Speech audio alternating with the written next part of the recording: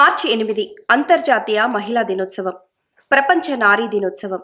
ఎన్నో హక్కుల్ని సాధించిన రోజు, విశ్వ మహిళకు గౌరవం మెచ్చిన రోజు, రాజకీయ బాధ్యతలను ఇచ్చిన రోజు, సకల రంగాల్లో స్త్రీ రాణించటానికి సదావకాశం కల్పించిన రోజు, సామాజికంగా ఎదగటానికి, సమానతను పొందటానికి స్ఫూర్తినిచ్చిన రోజు, ఆర్థిక విషయాల్లో అభివృద్ధి పొందటానికి, మహిళా సాధికారిత సాధించటానికి చైతన్యాన్ని నింపిన రోజు. 1908లో అమెరికాలోని న్యూయార్క్ నుంచి ఆరంభమైన ఉద్యమం ఓటు హక్కు పొందటం కోసం చేసిన ప్రదర్శన విశ్వవ్యాప్తమైంది. 1910లో కోపెన్ హౌస్ జరుపుకున్న మహిళా దినోత్సవం చైతన్యాన్ని ఆనాటి స్త్రీలలో నింపగలిగింది.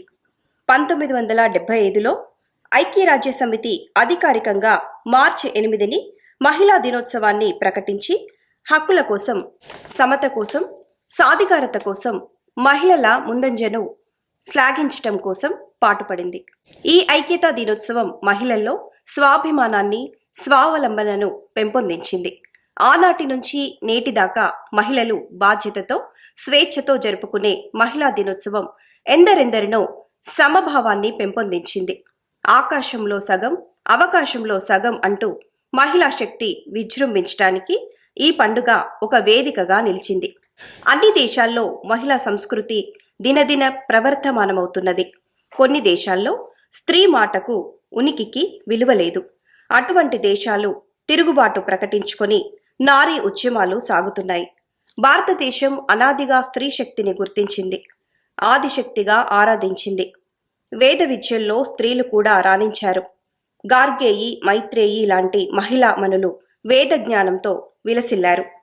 మార్చి 8వ తేదీని అంతర్జాతీయ మహిళా దినోత్సవంగా, ప్రపంచ నారీ దినోత్సవంగా, ఎన్నో హక్కుల్ని సాధించిన రోజుగా, గౌరవం తెచ్చిన రోజుగా, రాజకీయ బాధ్యతలను ఇచ్చిన రోజుగా, సకల రంగాలలో రాణించటానికి అవకాశం కల్పించిన రోజుగా, సామాజికంగా, ఆర్థికంగా పురుషులతో సమానంగా ఎదగటానికి స్ఫూర్తిని ఇచ్చిన రోజుగా, మహిళలకు చైతన్యం కల్పించిన రోజుగా మార్చి 8ని ఐక్యరాజ్య సమితి అధికారికంగా గుర్తించింది. మొదటగా 1905లో అమెరికా న్యూయార్క్లో మొదలైన మహిళా ఉద్యమం ఓటు హక్కు కోసం పోరాడి సాధించిన రోజుగా గుర్తించబడింది. 1910లో కోహెన్ హౌస్లో జరిగిన మహిళా చైతన్య సదస్సులో, 1975లో ఐక్యరాజ్య సమితి అధికారికంగా మార్చి 8ని మహిళా దినోత్సవంగా ప్రపంచవ్యాప్తంగా జరగటానికి నిర్ణయం తీసుకున్నారు. మహిళలు సమత కోసం, సాధికారత కోసం, స్వాభిమానాన్ని పొందటం కోసం ఎన్నో ఉద్యమాలు జరిగాయి. ఆకాశంలో సగం, అవకాశంలో సగం అంటూ మహిళలు ఒక శక్తిగా పోరాడి సాధించిన రోజు. కొన్ని దేశాలలో స్త్రీకి విలువ లేదు, మాటకు, సంస్కృతికి విలువలు లేకుండా ఉండేది.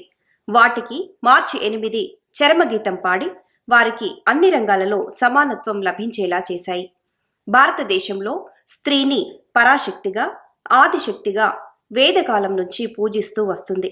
అన్ని రంగాలలో మహిళలకు సమానత్వం ఇస్తూ వేదాలు, పురాణాలు, ఇతిహాసాలలో ఎంతో గౌరవించబడ్డారు. కొన్ని దేశాలలో మధ్యయుగంలో ఎలాంటి గౌరవం లేకుండా విద్యకు, సమానత్వానికి దూరంగా ఉండేవారు. భారతదేశంలో ఎందరో వీర నారీమణులు నేటి మహిళలకు ఆదర్శంగా ఉన్నారు.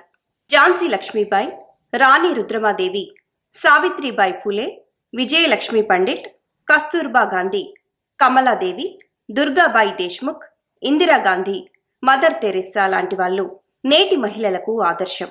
సాహితీ, స్త్రీవాద ఉద్యమాలు, రాజకీయ రంగాలలో, ఆధ్యాత్మిక రంగాలలో, అన్ని రంగాలలో నేటి భారతీయ మహిళ ఆదర్శప్రాయంగా అయింది. నేటి కేంద్ర, రాష్ట్ర ప్రభుత్వాలు మహిళా సాధికారత కొరకు పెద్దపీట వేస్తూ ముందుకు వెళ్తున్నారు. స్త్రీ చదువుకుంటే కుటుంబంతో పాటు సమాజం కూడా అన్ని రంగాలలో ముందుకు వెళ్తుంది.